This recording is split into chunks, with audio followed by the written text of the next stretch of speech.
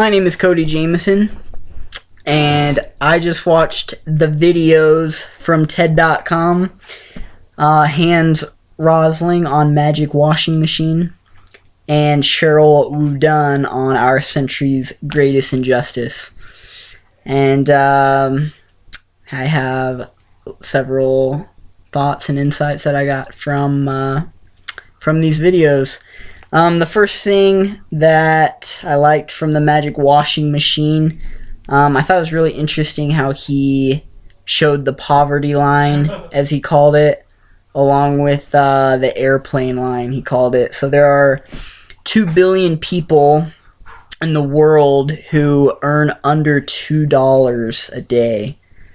And there's 1 billion people in the world who earn over $80 a day. And then in between there, 3 billion who earn $2 to $40, and another billion who earn 40 to 80, for a total of 7 billion people. And it just goes to show how bad the poverty really is, how 5 billion people earn under $40 a day. 2 billion, that's 2/7 of the world, earn under $2 a day. That seems just crazy. And then he talked about the energy problem, and how the 1 billion that earn over $80 a day, the 1/7 of the world, they use half of the world's energy. And I mean, it makes sense with all the different machines we're using, but that just seems like an awful lot.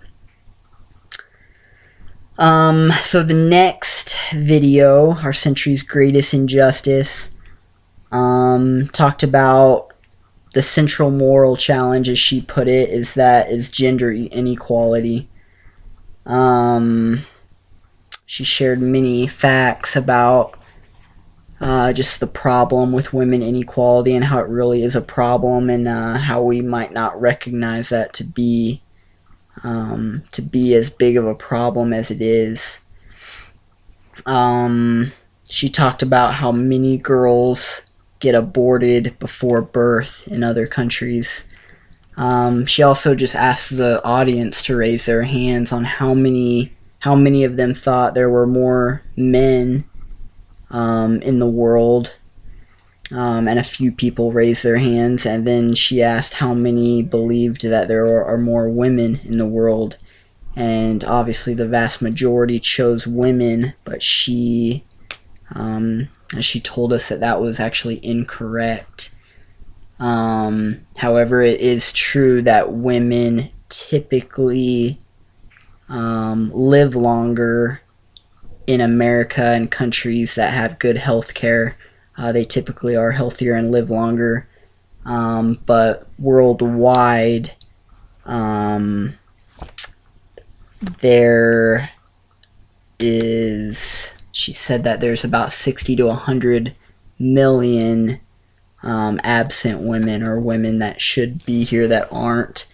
And some of the reasons were that many girls get aborted before they're even born.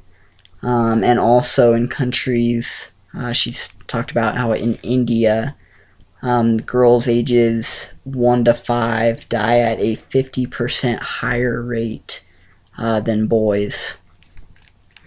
And she kind of talked about some of the issues of why that is, but it all goes back to gender inequality. She showed pictures of how in a home the boys were well nourished and healthy, and then the little young girls were unnourished, unhealthy. And it's just sad how there's not the same equality there. It seems like here in America we don't really see that. We think, at least to me, of what I know, it seems like there's very great gender equality. So I think sometimes we forget that in the rest of the world there's problems that we don't see here, and there's issues that we're not aware of. I think that was one of the coolest things about seeing these videos is, the first one with the poverty, and the second one with the gender inequality, just seeing some of these issues that we don't really even realize exist. Another issue from the second video was the child mortality. In Niger, which is actually my country that I was adopted into, 1 in 7 die from childbirth, and that just seems like a crazy high number. And then she kind of finished off with some solutions: economic opportunity and education.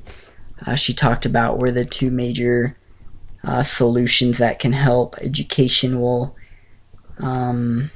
it can do a great deal to help reduce these problems, and obviously economic opportunity to reduce poverty, and then just